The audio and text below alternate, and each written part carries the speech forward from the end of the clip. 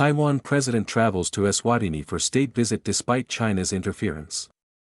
Taipei, Taiwanese President Lai Ching-te arrived in Eswatini for a state visit on May 2, resuming a trip that had been initially cancelled due to interference from Beijing, which drew international criticism for its efforts to undermine the island's global standing.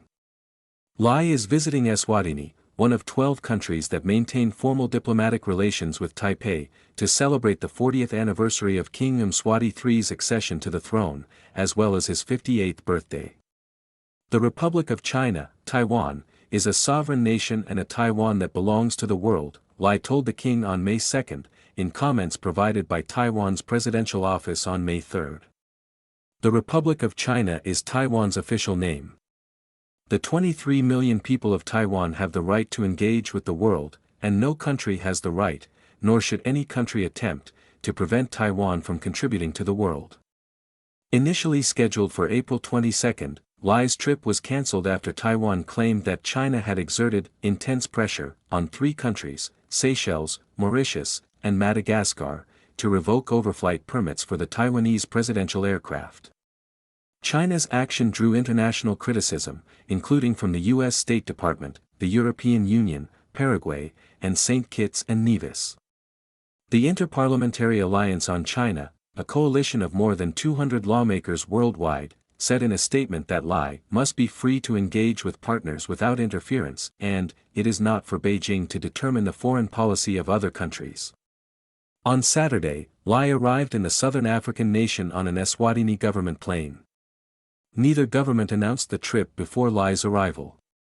Lai's trip followed the so-called "arrive then announce" model, Taiwan's national media outlet, Central News Agency, reported on Saturday, citing national security officials.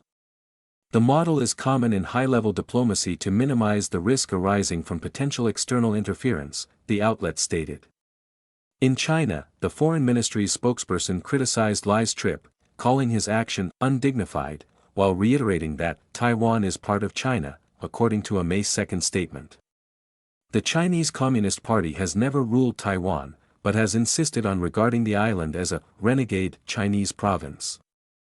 Responding to the Chinese regime's condemnation, the Taiwanese Ministry of Foreign Affairs called China a troublemaker who distorts international rules, according to a statement released on May 2.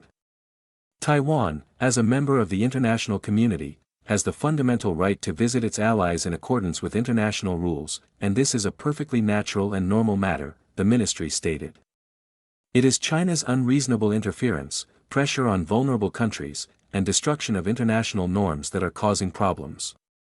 Lai's arrival in Eswatini has also drawn international attention.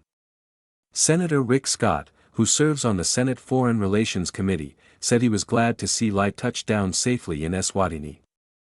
Communist China's stunt to intimidate Taiwan failed, Scott wrote in an X post on May 2. Freedom will prevail.